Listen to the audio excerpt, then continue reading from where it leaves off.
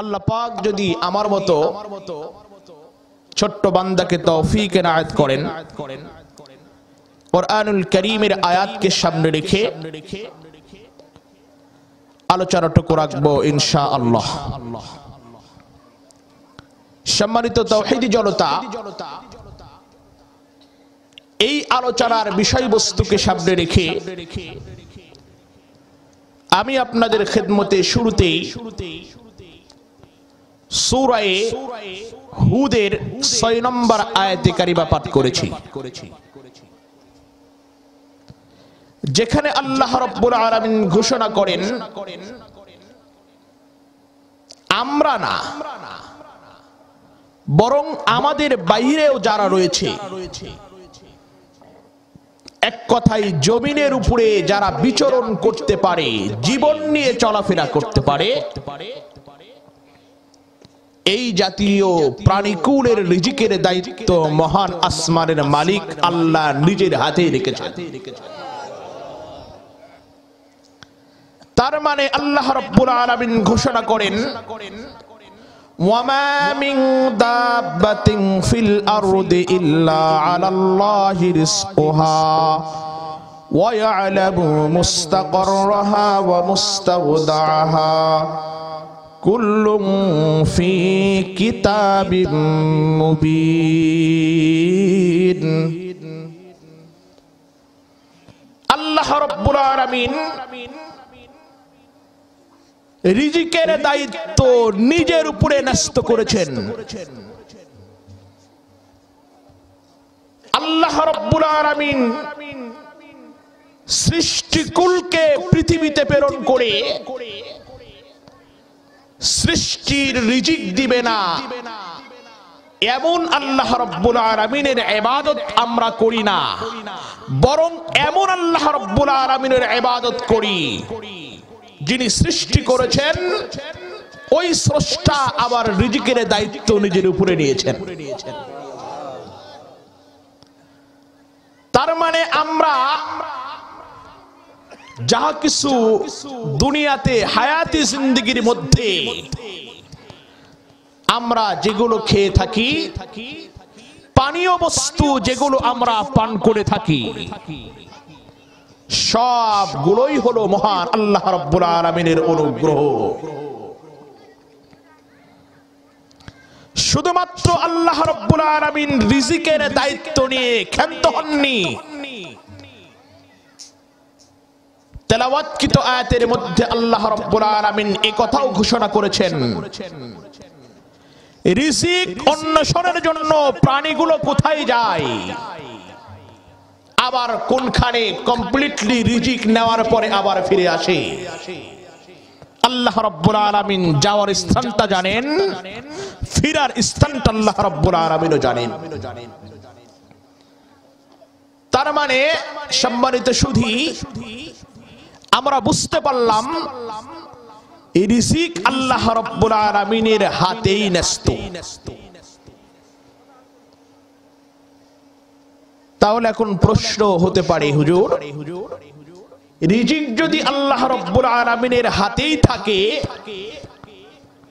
তাহলে খামাখা আমাদেরকে কেন জীবিকা অন্বেষণের জন্য বিধিব্যস্ত হতে হয়?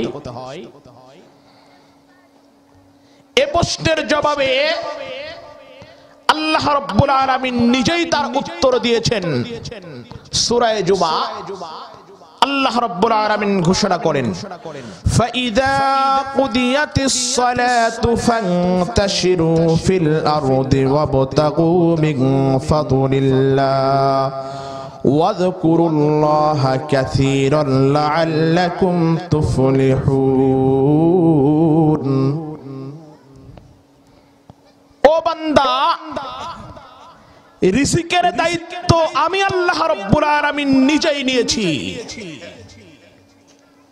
কিন্তু এরপরেও রিজিক অন্বেষণ করা তোমার দায়িত্ব। আমি তো আল্লাহ রাব্বুল আলামিন দিব ঠিক, কিন্তু কৌশল অবলম্বন করে স্রষ্টার জমিনে রিজিক অন্বেষণ করা এটা হলো তোমার দায়িত্ব। তার মানে আল্লাহ রাব্বুল আলামিন বোঝান শুধুমাত্র জমিনে তোমার দায়িত্ব বলেই তুমি রিজিক অন্বেষণ করবে, তার আগে একটা কাজ রয়েছে। কাজটা হলো মহান মাবুদ আল্লাহ রাব্বুল আলামিনের ইবাদত করার পরে এরপরে তুমি রিজিক অন্বেষণ করো। আয়াতের বচন ভঙ্গিমা খেয়াল করুন। আল্লাহ রাব্বুল আলামিন বললেন ফাইদা কুদিয়াতিস সালাত ফান্তাশিরু ফিল আরদ, নামাজ যখন আদায় হয়ে গেল, মহান মাবুদ স্রষ্টার মূল্যবান ইবাদত নামাজ যখন আদায় হয়ে গেল, এরপরে তোমরা জমিনের উপরে রিজিক অন্বেষণের জন্য ছড়িয়ে পড়ো। এরপর আল্লাহ রাব্বুল আলামিন বললেন ওয়াবতাগু মিন ফাদলিল্লাহ, ওয়াবতাগু, এখানে আল্লাহ রাব্বুল আলামিন অন্বেষণের কথা বললেন, কিন্তু আল্লাহ রাব্বুল আলামিন রিজিক বলে সম্বোধন করলেন না। সম্মানিত সুধী, আল্লাহ রাব্বুল আলামিন সম্বোধন করলেন ও দুনিয়ার মানুষ, ও আমার বান্দা, তোমরা আল্লাহ রাব্বুল আলামিনের অনুগ্রহ তালাশ করো। আল্লাহ রাব্বুল আলামিনের অনুগ্রহ তালাশ করো। মনে রাখবে স্রষ্টার রিজিক, আল্লাহ পাকের রিজিক এক মহান অনুগ্রহ। তুমি মনে করছো সকালবেলা বের হয়েছো যে আমি আমার রিজিকে বের হয়েছি, জীবিকা অন্বেষণের জন্য বের হয়েছি, আমি কমপ্লিটলি পরিপূর্ণ রিজিক নিয়ে ফিরবো, এই চিন্তা করাটাও তোমার জন্য মূর্খতা। বরং তোমার ভাগ্যে মহান মালিক যতটুকু রাখছেন অতটুকু আসবে। মনে রাখো রিজিকের দায়িত্ব তোমার হাতে না, মহান আল্লাহ রাব্বুল আলামিনের হাতে। এটা একটি মহান অনুগ্রহ। অনুগ্রহ যেহেতু আল্লাহর, আল্লাহ অনুগ্রহ করলে পরে রিজিক পাবে, না হলে রিজিক পাবে না। সম্মানিত সুধী, কিন্তু রিজিকের জন্য আমরা এত বিধিব্যস্ত, মহান আল্লাহ রাব্বুল আলামিনের ইবাদত পর্যন্ত হয় না। সকালে বের হলাম, ফজরের নামাজের খবর নাই, কিন্তু ধান লাগানোর জন্য জমিতে নামতে হবে, ঠান্ডার ভিতরে কাদার মধ্যে নামতে হবে। এরপরেও কোনো অসুবিধা হয় না, কেউ জাগায়া না দিলে নিজে এমনিতে জেগে যায়। ঠিক না বেঠিক? যোহরের নামাজের সময় আল্লাহ রাব্বুল আলামিনের মহান হুকুম রয়েছে,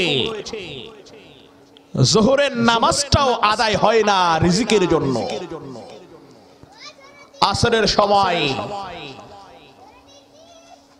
তাড়াতাড়ি বাড়ি ফিরতে হবে, জমির ভিতরে, ক্ষেত খাবারের ভিতরে, ব্যবসা বাণিজ্যের ভিতরে এমন অবস্থা আমাদেরকে দেখা যায়, এমন ভঙ্গিমাতে আমরা কাজ করি, তাড়াতাড়ি করতে গিয়ে আসরের নামাজটা আমার ফৌত হয়ে যায়। মাগরিব ক্লান্ত, গোসল করতে হবে, মাগরিব শেষ। এশা ঘুমের প্রভাব, ঘুমাইতে হবে, এশাও শেষ। মুসলমান, আপনি যেই রিজিকের পিছে ছুটতেছেন, আমি যেই রিজিকের পিছে ছুটতেছি, এটা তো মহান আল্লাহ পাকের অনুগ্রহ। আমি নিজে থেকে চাইলেও এক বিন্দু রিজিক পাই। যদি আল্লাহ রাব্বুল আলামিন দিয়ে থাকেন, যদি আল্লাহ রাব্বুল আলামিন তাকদীরের ভিতরে লিপিবদ্ধ করে থাকেন, তাহলে পরে রিজিক পাইবো, না হলে পরে রিজিক পাইবো না। এই কথাও মনে রাখবেন, সব সময় রিজিক আল্লাহ রাব্বুল আলামিন পরিপূর্ণ দেবে এটাও ঠিক না, বরং আল্লাহ রাব্বুল আলামিন আংশিক রিজিক দান করতে পারেন। সূরা আলে ইমরান আল্লাহ রাব্বুল আলামিন বলেন, ইন্নাল্লাহা ইয়ারযুকু মান ইয়াশাউ বিগাইরি হিসাব। আল্লাহ রাব্বুল আলামিন যাকে ইচ্ছা অসংখ্য অগণিত রিজিক দান করেন। আবার আল্লাহ রাব্বুল আলামিন কোরআনুল হাকিমের ভিতরে বলেন, যাকে ইচ্ছা আমি আল্লাহ রাব্বুল আলামিন আবার রিজিক সংকুচিত করে দিই, কম করে দিই। সম্মানিত সুধী, এইজন্য মনে রাখবেন, রিজিক অল্প হলেও আল্লাহর শুকরিয়া আদায় করা চাই, রিজিক বেশি হলেও আল্লাহ রাব্বুল আলামিনের শুকরিয়া আদায় করা চাই। বেশি হলেও প্রশংসা রব্বে কারীমের আদায় করলাম, কম হলো করলাম না, এটা সৃষ্টির বান্দা হিসাবে এই ধরনের কাজ করা আল্লাহ রাব্বুল আলামিনের বিরুদ্ধাচরণ করা। আল্লাহ রাব্বুল আলামিন মুসিবত দিয়েছে, আমাদের অবস্থান এমন, মুসিবত দেখলে পরে আমরা এমন পেরেশানি বোধ করি, অনেকে তো এই কথা পর্যন্ত বলে বসি যে আল্লাহ রাব্বুল আলামিন আমারে ছাড়া আর কাউকে পাও না, না পাবনার লোক বলে না, বরং আল্লাহ রাব্বুল আলামিন সূরা বাকারাতে বলেন, وَلَنَبْلُوَنَّكُمْ بِشَيْءٍ مِّنَ الْخَوْفِ وَالْجُوعِ وَنَقْصٍ مِّنَ الْأَمْوَالِ وَالْأَنفُسِ وَالثَّمَرَاتِ وَبَشِّرِ الصَّابِرِينَ الَّذِينَ إِذَا أَصَابَتْهُمْ مُصِيبَةٌ قَالُوا إِنَّا لِلَّهِ وَإِنَّا إِلَيْهِ راجعون। আল্লাহ পাক মুসিবত দিয়ে ঈমানদার মুত্তাকি পরহেজগারকে সিলেকশন করেন, বাছাই করেন। আল্লাহ রাব্বুল আলামিনের বচন ভঙ্গি দেখুন। এরপরে আল্লাহ রাব্বুল আলামিন বলেন, ইন্নাল্লাহা মা'আস সাবিরিন, যারা ধৈর্যশীল তাদের সঙ্গে রব্বে কারীম আসমানের মালিক রয়েছেন। এইজন্য যখন যেটা আসবে, যেই মুহূর্তে যতটুকু আল্লাহ রাব্বুল আলামিন ফয়সালা করবে রিজিকের ব্যাপারে, ওইখানে সীমাবদ্ধ থাকা চাই, শুকরিয়া আদায় করা চাই। সম্মানিত সুধী, এই কথাটা বোঝানোর জন্য চলুন আপনাদেরকে মুহাম্মদুর রাসূলুল্লাহর জীবন আদর্শের দিকে নিয়ে যাই। নবী মুহাম্মদুর রাসূলুল্লাহ সাল্লাল্লাহু আলাইহি ওয়াসাল্লাম একদিন এক মহিলাকে বিবাহের পরে তথা নবীজি বিবাহের পরে সাহাবীদেরকে দাওয়াত করলেন ওলিমার জন্য। কিসের দাওয়াত? ওলিমা। আপনারা চিনেন ওলিমা কাকে বলে? ওলিমা বলা হয়, শুনুন, স্বামী স্ত্রী মিলিত হওয়ার পরে বরের বাড়িতে পরের দিন যেই খাবারের আয়োজন করা হয়, ইসলামী পরিভাষায় ওইটাকে ওলিমা বলে। তো নবীজি সাহাবে আজমাইনদেরকে দাওয়াত করলেন। আর নবীজির অভ্যাস ছিল,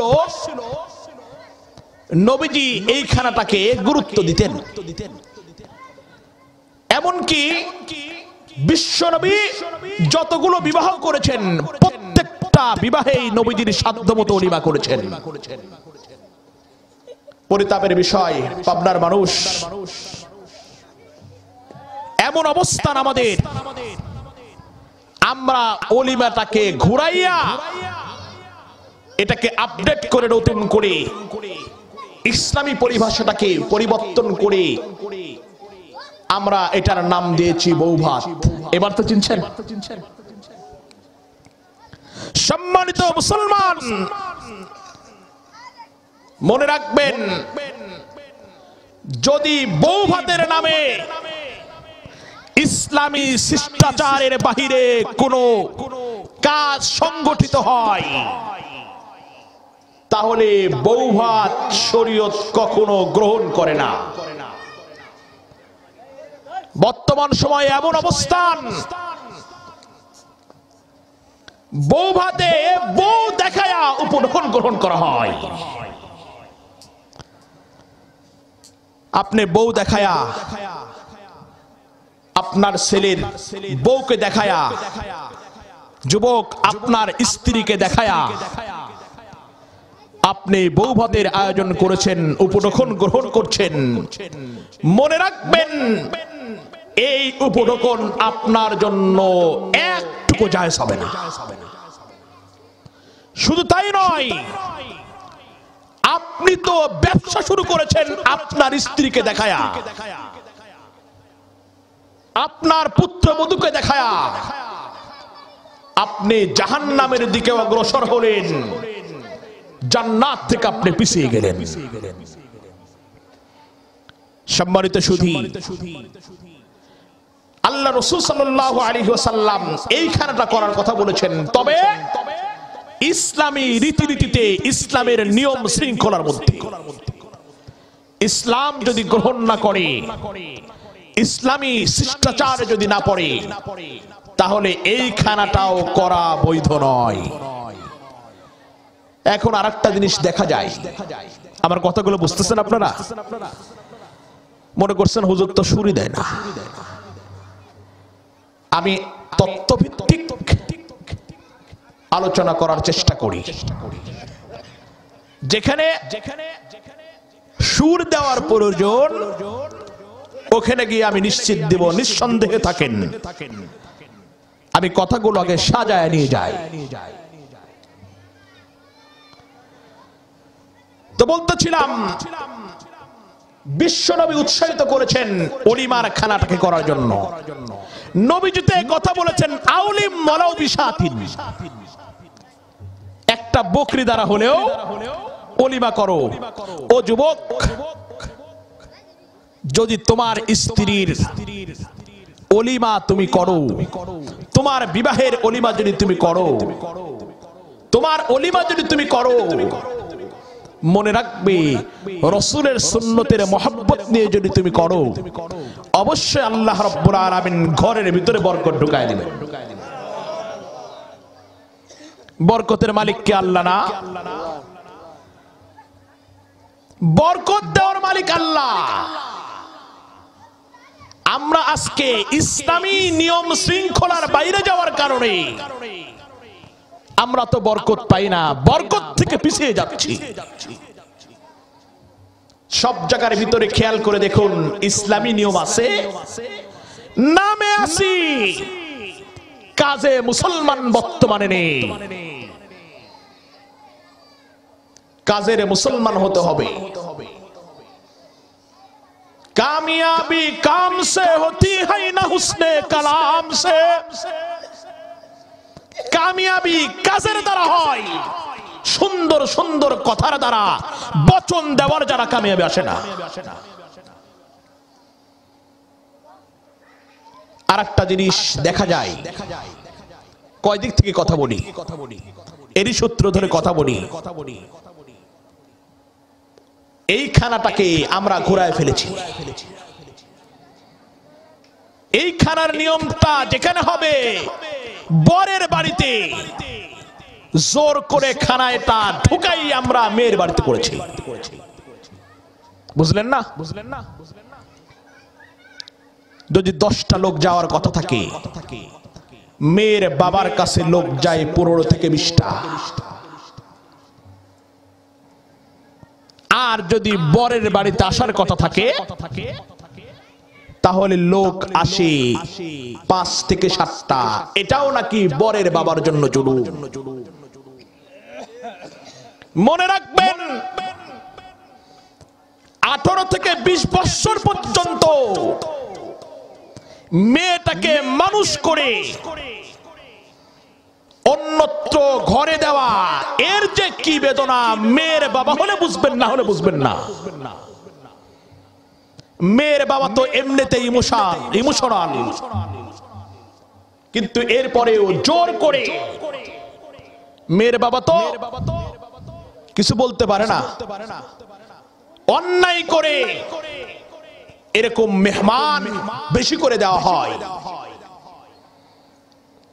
বিশ্বনবী মুহাম্মদুর রাসূলুল্লাহ বলেছেন, খানা হবে বিবাহের পরে যুবকের বাড়িতে, বরের বাড়িতে। তবে হ্যাঁ, উল্টা বুঝেন না যে হুজুর মনে হয় একেবারে নাজায়েজ করে দিল। বাস্তবতার কথা বলছি, এটা হয়ে থাকে। আপনাদের অঞ্চলে নাও হতে পারে, কিন্তু আমাদের নাটোরে এটা সাধারণত হয়ে থাকে। এই জন্য আমাদেরকে বুঝতে হবে। বলতেছিলাম নবীজি সাহাবীদেরকে দাওয়াত করলেন। নবীজির বাড়িতে ওলিমার দাওয়াত খাওয়ার জন্য সাহাবে আজমাইন উপস্থিত হয়ে গেল। নবীজির সাধ্যমতো নবীজি সাহাবা আজমাইনদের সামনে খানা দিলেন, কিন্তু নবীজির পক্ষ থেকে যতটুকু খানা দেওয়া হয়েছে সাহাবে আজমাইনদের পেটের আংশিক ভরল, আর বাকিটা ভরল না। সাহাবা আজমাইনদের ভিতরে কথা শুরু হলো, দাওয়াত খাইতে আসছে বিশ্বনবী মুহাম্মদ রাসূলুল্লাহর বাড়িতে, অথচ আমাদের পেটটা পরিপূর্ণ ভরল না, উদর পুরে খাইতে পারলাম না। এই কথাটা আস্তে আস্তে নবীজির কানে গিয়ে পড়ল, নবীজি শুনতে পাইলেন।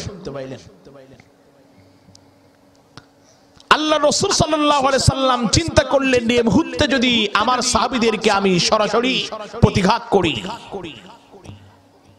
যদি আমি সরাসরি নিষেধ করে দিই, তাহলে আমার সাহাবীরা কষ্ট পাইবেন। নবীজি বুঝাইতে চাইলেন সাহাবা আজমাইনদেরকে যে আল্লাহর পক্ষ থেকে যতটুকু রিজিকের ফয়সালা হয় অতটুকুর উপরে বান্দা হিসেবে শুকরিয়া আদায় করা চাই।